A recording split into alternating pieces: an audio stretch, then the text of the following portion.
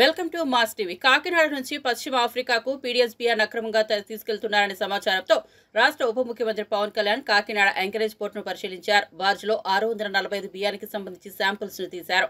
ఈ సందర్భంగా కూటమి ప్రభుత్వ అధికారులకు వచ్చిన తర్వాత అక్రమ బియ్యం వ్యాపారంపై ఉక్కుపాదం మోపుతామని హామీ ఇవ్వడం జరిగిందని, కానీ కొండబాబు మీరు అక్రమ బియ్యం వ్యాపారస్తులతో కాంప్రమైజ్ అవుతే ఎలా అని ఆగ్రహం వ్యక్తం చేశారు. గత ప్రభుత్వంలో అక్రమ బియ్యం వ్యాపారం చేసినప్పుడు మనం పోరాటం చేసింది దీనికోసమేనా అంటూ పవన్ ప్రశ్నించారు.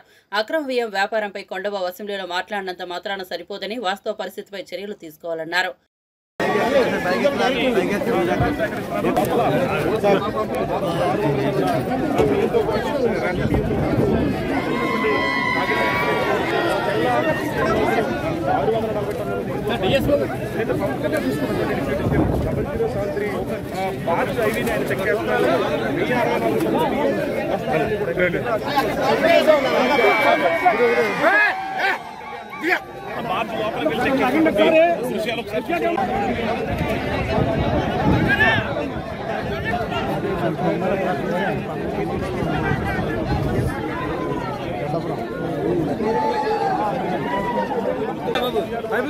పూర్తిగా చూసుకున్నట్లయితే డిప్యూటీ సీఎం పవన్ కళ్యాణ్ అయితే డైరెక్ట్ గా రంగంలోకి దిగి అక్రమార్కుల ఆట కట్టించేందుకైతే ఆయన పూర్తిగా